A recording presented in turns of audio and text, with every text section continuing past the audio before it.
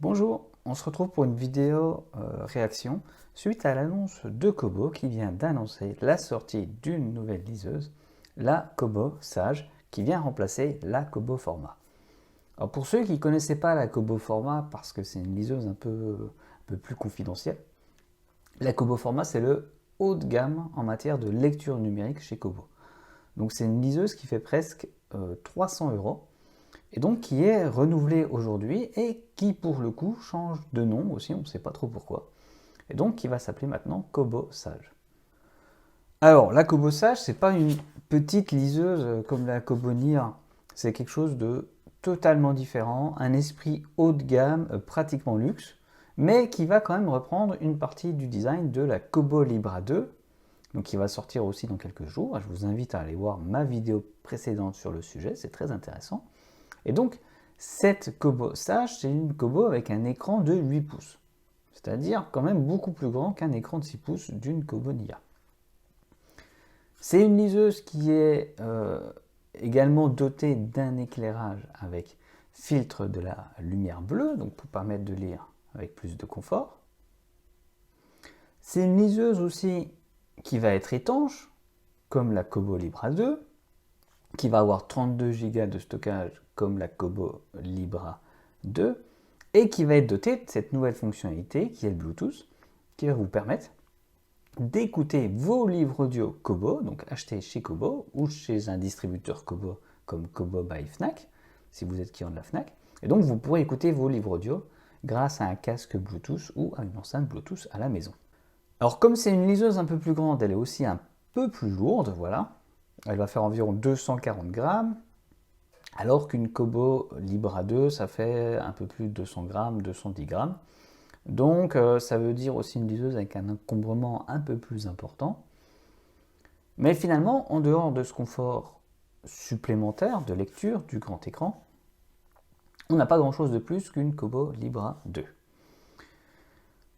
Alors, évidemment, pour faire passer un peu la pilule, on va dire, Kobo annonce que sa liseuse 8 pouces est compatible avec son stylet.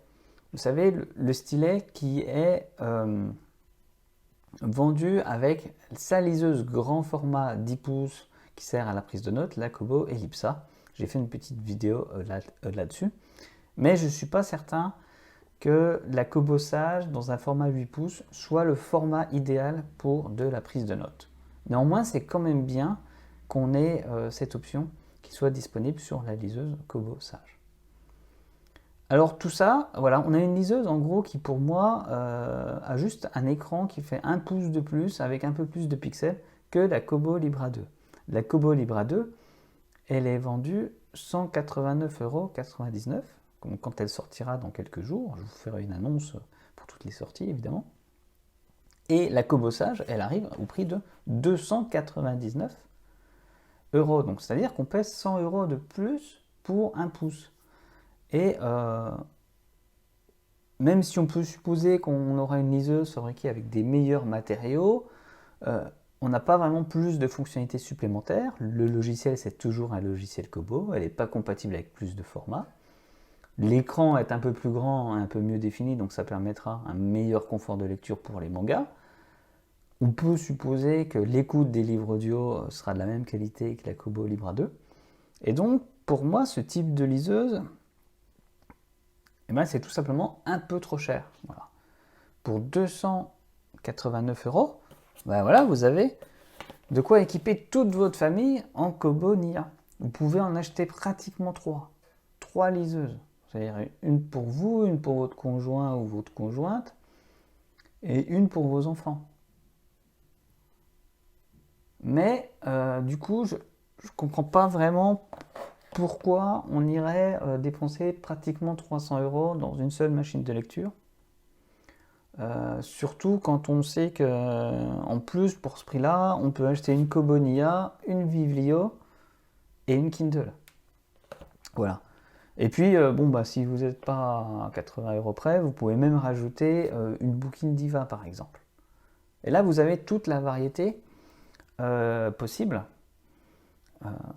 en ce qui concerne la lecture numérique, la lecture d'e-book en France. Voilà. Donc, Loin de moi l'idée de dire que la Kobo Sage est une mauvaise liseuse, parce que, il faut être honnête, ça sera sans doute la meilleure liseuse Kobo disponible aujourd'hui. Voilà, avec les caractéristiques qu'elle a. En plus, je ne l'ai pas ajouté, mais il y a un nouveau processeur 4 corps qui a été mis à l'intérieur, donc elle sera sans doute très rapide. Elle a ce nouvel écran Carta 1200 qui promet un meilleur contraste et un rafraîchissement également très rapide. Donc on va avoir une excellente machine. Une excellente machine, mais que je trouve un peu trop chère. Mais après tout, pourquoi pas, hein. Pourquoi se contenter d'une Porsche quand on peut acheter une Ferrari? Et effectivement, en matière de lecture numérique, cette Kobo Sage, c'est sans doute une Ferrari ou une Lamborghini, dans le même esprit que la Kindle Oasis. Voilà. Donc je ne vais pas vous en dire plus, c'est pas une liseuse, je pense, qui sera testée sur la chaîne en raison de son prix, sauf si Kobo m'envoie un exemplaire de test, ce qui nous permettrait de vérifier effectivement qu'on a là vraiment la Rolls-Royce des liseuses. Mais je vous invite quand même à aller voir les liens dans la description et à vous abonner à la chaîne pour recevoir les dernières vidéos et les nouveautés en matière de lecture numérique. Voilà, je vous dis au revoir, à bientôt et bonne lecture.